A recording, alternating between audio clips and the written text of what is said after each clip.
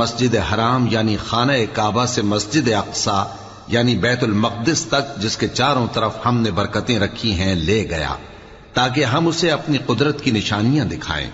بے شک وہ سننے والا ہے، دیکھنے والا ہے۔